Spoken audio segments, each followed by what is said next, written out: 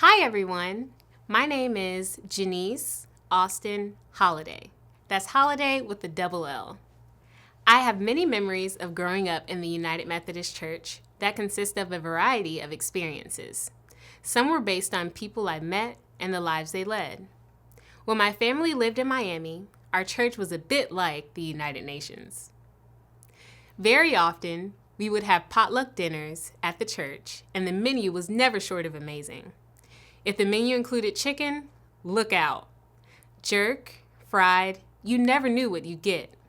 Flan and dry fruit puleo with coconut curry sat side by side. Twice, we celebrated what my mother called a tent trilingual revival, which included preaching and singing familiar hymns in Creole, Spanish, and English, which allowed us to learn from each other through our differences. In all of the churches, my family was one of a few African American families. Sometimes that was fine. Sometimes it was lonely, frustrating, and scary. I learned that Christians, even adult Christians, are not always at their best. Some of them hold issues and old attitudes that many of my generation don't seem to hold in the same way. Some adults welcomed us, taught us in Sunday school, youth group, and Girl Scouts. One gentleman told me that the church wasn't used to a Black woman pastor. He was referring to my mother. I'm not sure if he realized that he was as different to me as I was to him.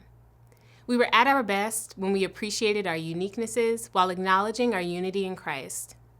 At the same time, I watched and learned from leaders who served the Lord with joy.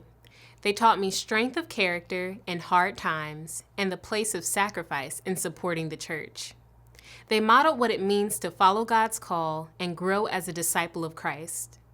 I began my journey in the United Methodist Church in 1997 with Reverends Wills and McLeod as my pastors. Since 2008, the Reverend David McIntyre has been my pastor, and most recently, Dr. Walter Monroe has become my DS.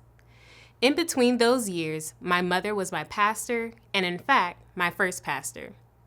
Through adversity and hardships while serving in the United Methodist Church, my mother has been a positive, godly mentor in my life, as was my late grandfather, also a pastor. I will always be grateful for the many lay people, along with pastors, who informed me and encouraged my love for Jesus as I continued to grow in faith. Currently, I am serving in our conference's YAM program, and I look forward to the gift of being a mentor to bless others. I would like to give a spirit-filled shout-out to the United Methodist mentors who are also friends: Vi Legg, Charlie and Vicki Blos, Stacy Robinson, Jean Duffy, Fran and Albert Carrillo, Danette Garcia, Bill and Deborah Nix.